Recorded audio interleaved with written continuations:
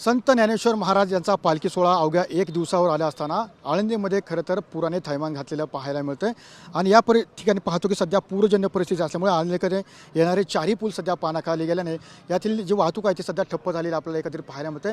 वारी एक दिवसावरती आल्यानंतर खरं तर या ठिकाणी पाहतो की प्रशासनाची जी तयारी आहे ती खरं तर पूर्ण झालेली होती। या ठिकाणी पाहतो की जी मोबाईल टॉयलेट आहे ते सुद्धा या ठिकाणी लावण्यात आले होते, मात्र त्याची सुद्धा दुरावस्था या ठिकाणी झालेली पाहायला मिळते, कारण की पूरजन्य परिस्थिती या ठिकाणी पाहायला मिळत होती आणि या पुरामध्ये सगळं जे मोबाईल टॉयलेट आहे ती खरं तर वाहून गेलेलं पाहायला मिळते। त्यासोबत या परिसरामध्ये यात्रा सुरू झाली आहे। आषाढी वारीची यात्रा सुरू असतानाच या परिसरामध्ये दुकानं आहेत ती दुकानं खरं तर थाटली होती, मात्र त्या दुकानवाल्यांची जी तयारी आहे ती सुद्धा पूर्ण झाली होती, मात्र दुकानं संपूर्ण पाण्याखाली गेलेलं चित्र एकत्रित पाहायला मिळते। काही दुकानधारक आपल्यासोबत आहेत। ताई, मला सांगा की काय परिस्थिती आहे सध्या, यात्रा सुरू आहे आणि पावसाने थैमान घातलं। रामकृष्ण हरी, मी मीराताई भोसले आळंदीकर।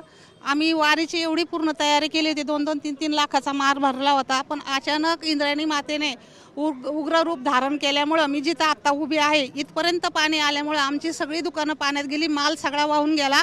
पूर्ण प्रसादाचा वगैरे माल होता, तुळशीच्या माळा वगैरे होत्या। आमचं एवढं नुकसान झालेलं आहे की आम्ही काही लोकांनी 10%, काही लोकांनी 2% पैसे काढून माल भरलेला होता की वारी होईल त्यातून 2 पैसे मिळतील, पण आम्हाला ते काही झालंच नाही। सगळं म्हणजे महाउद्र रूप इंद्रायणी मातेने दाखवलेलं आहे। ह्याला काही जर कारणीभूत असतील तर याला गावकरी पण आहेत, लोक पण आहेत सगळे आजूबाजूचे, की जी केमिकल वगैरे घाण इंद्रायणी मातेमध्ये टाकलेली आहे, तर मातेला हे सहन झालं नाही, उद्रेक झाला आणि उद्रेक झाले स्वतः इंद्रायणी मातेला स्वतःने स्वच्छ करून घेतलेला आहे। पण आमचं आतोनात नुकसान झालेलं आहे। आमच्या शेजारचे दुकानं काही वाहून गेलेले आहेत, माल तर सगळा पूर्ण गेलेला आहे। म्हणजे आज विकायचं म्हटलं तर आमच्याजवळ 10 रुपयाचा माल सुद्धा शिल्लक राहिलेला नाहीये आणि इथपर्यंत पाणी आलं तर आम्हाला घरात घुसतं का काय पाणी, काही लोकांच्या घरात बी घुसलेलं आहे। आज मायबाप जनतेने एवढीच माझी विनंती आहे सगळ्यांच्या वतीने की बाबा आम्ही व्यापारी आहेत, आम्ही कुठं जायचं, आज आमचं एवढ्याला नुकसान झालेलं आहे, तर सरकारने आम्हाला काही ना काही मदत द्यावी। सरकार नुसतं आश्वासन देतं, आमदार येतो, खासदार येतो, कलेक्टर येतो, मामलेदार येतात, पाहणी करतात, पंचनामा करतात, पण पैसे कुठं जातात माहिती नाहीये। आम्हाला आतापर्यंत कधीच पुराचे पैसे मिळाले नाही की नुकसान, पण ह्यावेळेस खूप नुकसान झालेलं आहे। तर आम्हाला आता म्हणजे उदरनिर्वाह त्याचा पण आमच्या पुढे प्रश्न आहे, ज्यांच्याकडून व्याजाने पैसे घ्यायचे ते कसे फेडायचे हा पण प्रश्न सगळ्याला आहे। तर आता आम्हाला शासनाने काही ना काहीतरी आम्हाला मदत करावी ही आमची अपेक्षा आहे, कारण वारकरी आला तर आमचं जीवन आहे, वारकरी नाही आला तर आमचं जीवन नाहीये। कारण आळंदी वारकऱ्यावर चालती, भाविकांवर श्रद्धेवर चालती। माऊली आहेत म्हणून सगळे आहेत, माऊली नसेल तर कोणी विचारणारच नाही। आणि आजच तेच आम्ही ज्या अपेक्षेने हा भरलेला होता माल तो सगळ्यांचा पूर्ण पाण्याखाली गेलेला आहे, वाहून गेलेला आहे। तर आम्हाला न भूतो न भविष्यती असं नुकसान झालेलं आहे।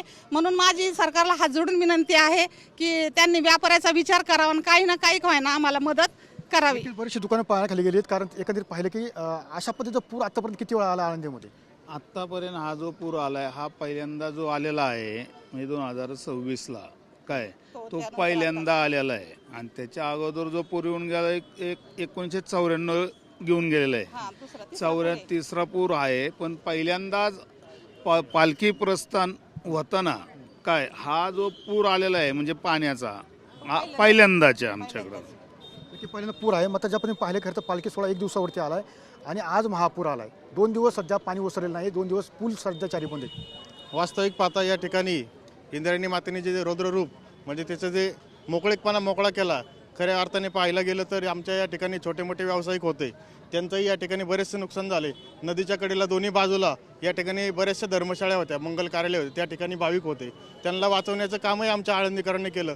नगराध्यक्ष असतील, नगरसेवक असतील, मुख्याधिकारी असतील, त्याचबरोबर आळंदी पोलीस स्टेशन असेल, यांचं मोलाचं सहकार्य या ठिकाणी लाभलं। त्याचबरोबर आमचे जे व्यापारी छोटे छोटे होते त्यांचे जे दुकानं आहे, ज्या पद्धतीने वारकरी या ठिकाणी वारीच्या आस वर्षभर वारी यावी म्हणून त्या विठ्ठलाकडे साकडं घालतो, तसेच आमच्या वारकऱ्यांची सेवा करण्यासाठी आमचे जे दुकानदार आहेत छोटे मोठे ते सुद्धा वारीसाठी येणाऱ्या व्यापाऱ्यांची म्हणजे वारकऱ्यांची सेवा व्हावी म्हणून आम्ही छोटे मोठे माल या ठिकाणी भरतो।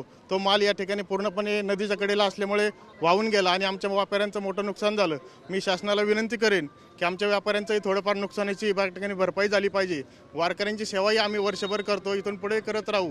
आणि हे जे इंद्रायणी मातेचं रौद्ररूप आहे या ठिकाणी सर्व वारकऱ्यांना महाराष्ट्र शासनाने आवाहन केलेलं आहे की आपण पुण्याच्या पुढे वारीला यावे, आळंदीमध्ये कुणी येऊ नये। अजूनही पाऊस चालू आहे आणि हा पाऊस जोपर्यंत थांबत नाही तोपर्यंत वारकऱ्यांनी आहे त्या ठिकाणी थांबावी असे या ठिकाणी आवाहन करतो। धन्यवाद। नक्कीच आपण पाहिलं की खरं तर या ठिकाणी पाहतो की सध्या पूरजन्य परिस्थिती आहे आणि त्यामुळे वारी अवघ्या 1 दिवसावरती आली असतानाची तयारी आहे ती तयारी कुठेतरी पूर्ण झाली होती आणि त्याच्यावरती कुठे पावसाचं सावट या ठिकाणी आलेलं आहे. मात्र एकंदरीत वारकरी जर आळंदीमध्ये आला तरच आमचं जीवन आहे, वारकरी आला नाही तर आमचं जीवन नाही, अशी भूमिका या ठिकाणी खरं तर जे व्यापारी आहेत व्यावसायिक आहेत त्यांनी केलेलं आपल्याला पाहायला मिळतं. मात्र आमची कुठेतरी नुकसान भरपाई मिळावी अशी मागणी सध्या जोर धरताना या ठिकाणी एकंदरीत पाहायला मिळतं आहे. किंवा अभिजित साहेब मी सुनील तिकडे TV9 मराठी आळंदी पुणे.